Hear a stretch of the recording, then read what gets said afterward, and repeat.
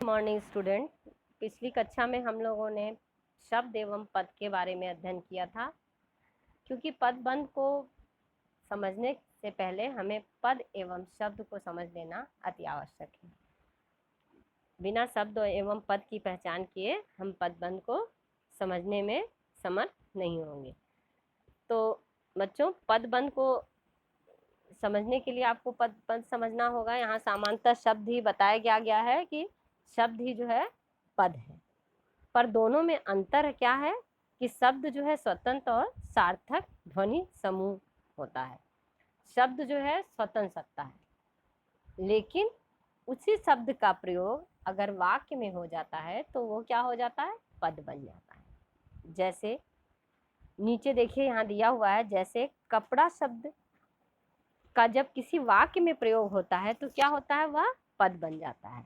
जैसे कपड़ा साफ है, ऊपर तो यहाँ पहले कपड़ा दिया तो वो शब्द था, स्वतंत्र सार्थक ध्वनि थी, सार्थक शब्द है। लेकिन जब यहाँ पे कपड़ा साफ है हो गया तो यहाँ पर कपड़ा जो है ये पद नहीं है, ये शब्द नहीं है यहाँ पर ये पद हो गया। तो बच्चों, शब्द का जब वाक्य में प्रयोग होता है तो वो पद कहलाते हैं, और स्वतंत्र रूप से जब शब्द का प्रयोग सार्थक रूप में करते हैं तो वो शब्द होते हैं। शब्द की सत्ता स्वतंत्र होती है, परंतु पद परतंत्र होता है, व्याकरणिक नियमों में बंधकर उसका प्रयोग होता है। नेक्स्ट देखिए, उदाहरण है, कमल जब तक वाक्य में प्रयोग नहीं हो रहा है तब तक वह क्या है, एक शब्द है। कमल एक शब्द है, मैं कमल बोलूंगी तो वो एक शब्द होगा।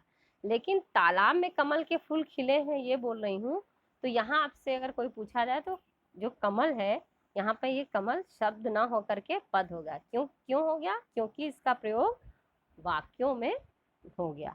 वाक्यों में प्रयोग होने से शब्द जो है पद कहलाते हैं, पद बोले जाते हैं। नेक्स्ट, पदबंध की परिभाषा।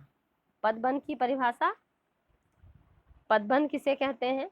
पहले देखिए, पद वाक्य से अलग रहने पर शब्द और वाक्य में प्रयुक्त हो जाने पर शब्द पद कहलाते हैं। ये सीधा परिभाषा इसकी है पद की, कि जब शब्द का वाक्य में प्रयोग होता है तो वो पद कहलाता है, ऐसे वो शब्द रहता है। पदबंध किसे कहते हैं? जब दो या दो से अधिक पद नियत क्रम और निश्चित अर्थ में किसी पद का कार्य करते हैं। जब दो या दो से अधिक पद जो है नियत क्रम में, मतलब क्रम से, संज्ञा है तो उसके बाद क्या होना चाहिए, सर्वनाम है तो क्रिया होना चाहिए, करता है तो क्रिया, उसके बाद सिस्टमेटिक ढंग से जब वाक्य में प्रयोग होता है, एक से अधिक पद कार्य करते हैं तो उन्हें हम पदबंध कहते हैं। नेक्स्ट देखिए, पदबंध की पहचान करने के लिए हमें कुछ बातों का ध्यान देना आवश्यक है। तो ध्यान देने योग्य बातें जो हैं उनको देखिए। पहला है कि पदबंध वाक्य का एक अंश है, इसे पूरा वाक्य समझने की भूल ना करें। पदबंध क्या है? वाक्य का एक अंश है, इसे हम पूरा वाक्य नहीं बोल सकते। देखिए यहाँ पे दिया है, पदबंध वाक्य का एक अंश है लेकिन यह पूरा वाक्य नहीं है। पदबंध में एक से अधिक पदों का समावेश होता है, इसी कारण यह पदबंध कहलाता है। पदबंध में क्या है कि एक ही पद नहीं होते हैं, वाक्य का वाक्यांश तो होता है लेकिन एक से अधिक पद होते हैं, इसी कारण पद आपस में क्या होते हैं, बंधे हुए, इसीलिए उसका नाम क्या रखा गया, पदबंध। एक से अधिक पदों का मेल होता है। थर्ड है, ये पद आपस में इस तरह जुड़े होते हैं कि एक व्याकरणिक इकाई का रूप ले लेते हैं।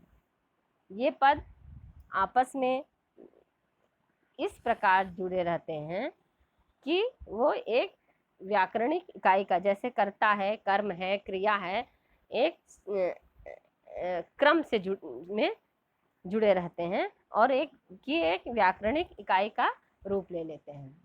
यानी व्याकरण की कोई पद संज्ञा पद रहेगा, कोई विशेषण रहेगा, कोई कर्ता रहेगा, कोई क्रिया रहेगा, इन व्याकरणिक इकाई का रूप ले लेते हैं।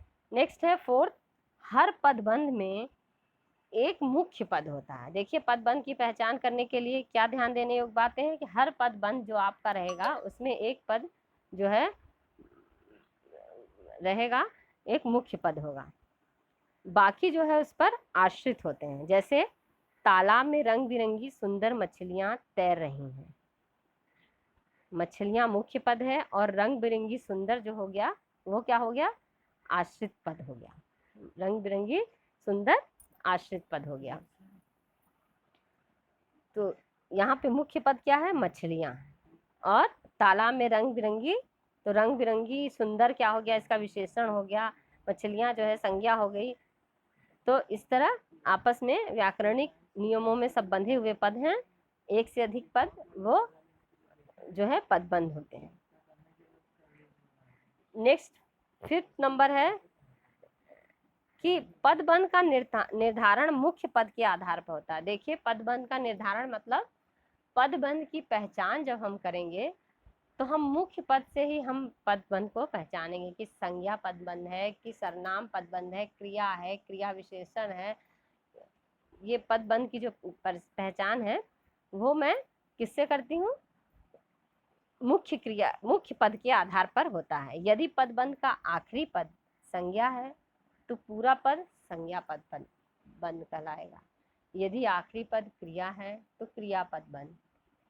ठीक है, तो ये अगर मुख्य पद जो भी होगा, क्रिया होगा, संज्ञा होगा, सर्वनाम होगा या विशेषण होगा, तो वो संज्ञा पदबंध, सर्वनाम पदबंध, विशेषण पदबंध मुख्य पद के आधार पर ही उसका निर्धारण होगा, चाहे वो जो भी पदबंध हो।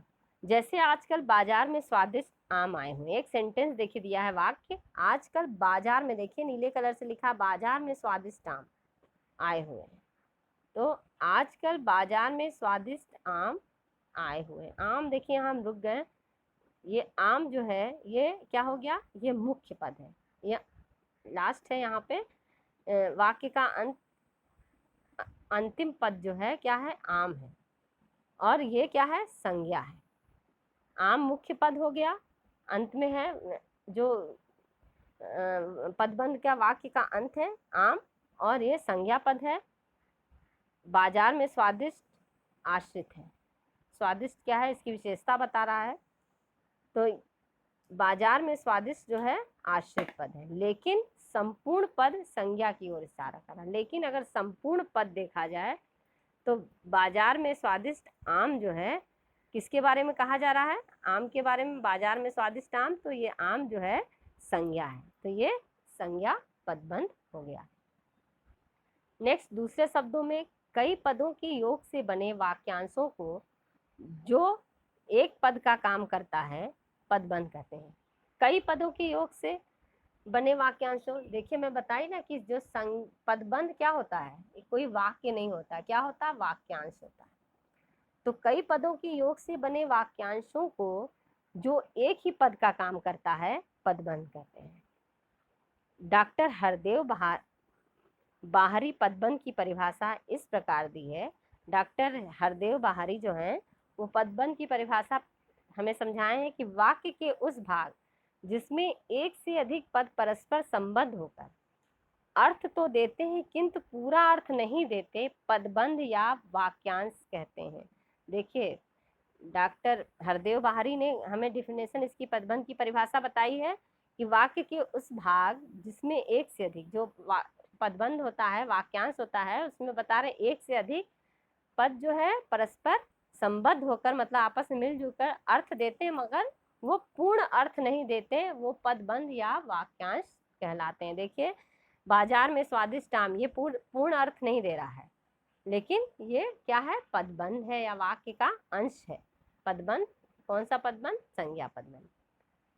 तो बच्चों, पदबंध किसे कहते हैं, पदबंध की परिभाषा, पदबंध की पहचान में ध्यान देने योग्य बातें आज मैं आप लोगों को समझाई हूँ। तो आप लोग कल की क्लास में इसका अध्ययन करके आएंगे। आगे का मैं पदबंध के भेद, संज्ञा, सर्वनाम, विशेषण, क्रिया विशेषण, आज जितने भेद हैं वो मैं अगली कक्षा में पढ़ाऊंगी। धन्यवाद।